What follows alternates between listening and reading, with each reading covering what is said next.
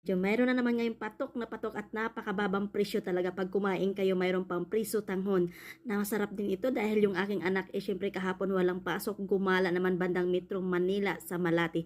Halika panoorin natin ito mga langga. Langga ang kanilang menu. Dito Masarap po ha? matatagpuan Tingin ko sa pala masarap. 53 Maria Rosa Street, Malate, Manila. Pinipilahan na rin to talagang marami na rin kumakain dito. Ang kinaganda lang kasi presyo tanghon. Ayun, ang sarap nun. Kaya masarap po. Kahit libre yung sotanghon Palimok ako natin, ng laway. asahan nyo po na Grabe yung manok nilang dami. Oh. sa inyo. Hindi po namin kayo bibitinin sa mga ingredients na dapat na matikman nyo sa sotanghon. Napuntahan niya yan. Salamat po sa lahat ng Yung anak ko kasi galing na dyan kahapon, di ba? Walang pasok dahil holiday. So naggala sila bandang Metro Manila sa Malati. Ayan, buti na lang at binigay ni Kuya yung address at mapuntahan din yan inshallah pag uwi ko. So mga langga, ayan, puntahan nyo rin yan. Subukan nyo. At pwede nyong i-vlog din yan kasi ala diwata, napakarumura at napakalaki rin ang chicken, hindi chicken na chicken. Ang kinaganda lang nito, yung sotanghon nila. Oh, wow. Talagang sotanghon. Ang dami rin talagang pumila. Diba? Mayroon na naman tayong mga bagong pagkaabalahan o mayroon na naman tayong bagong pagkakuhaan ng bagong hanap buhay. Mamimili lang tayo kung alin dyan. Yan, sa mga OFW na nandyan.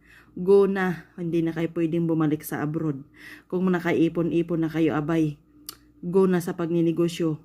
Dahil mas magandang dyan na lang. Kasi yung mga nagninegosyo ngayon sa Pilipinas, kahit na maliit lang ang puhunan, pero patok at napakamura at masarap, ay talagang pinipilahan ng mga ano. Alam mo ito, halaga napakababa lang ang presyo nito mga langga.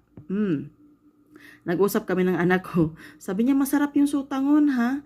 Yung sotanghon. Yan. At talagang alam mo naman to, ang aking anak kung saan to nakakarating basta't mayroong pagkain pinag-uusapan yan. Ibinablog niya, pinapasa niya sa akin. Minsan naman, ina-upload niya sa kanyang account. Syempre, kinukuha ko rin. O, diba?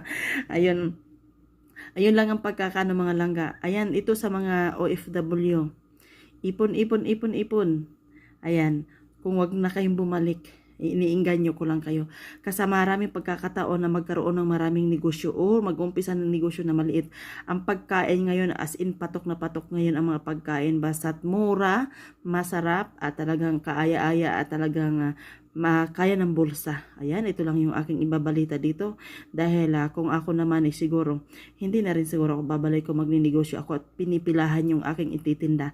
So ito lang, maraming salamat dyan sa panonood nyo ng aking mga video and sana nagustuhan nyo. Ayan, habol ko mga langga ha, kung gustong pumasok dyan sa akin Legit Judith, ayun, pwede kayong sumabay at pwede kayong pumasok sa aking pagla-live dito sa aking mga video reels and long video. Huwag nyo kalimutan iwan din kayo ng bakas, di ba? At i-share mention nyo para naman masarap pakinggan at magiging Legit Judith kayo.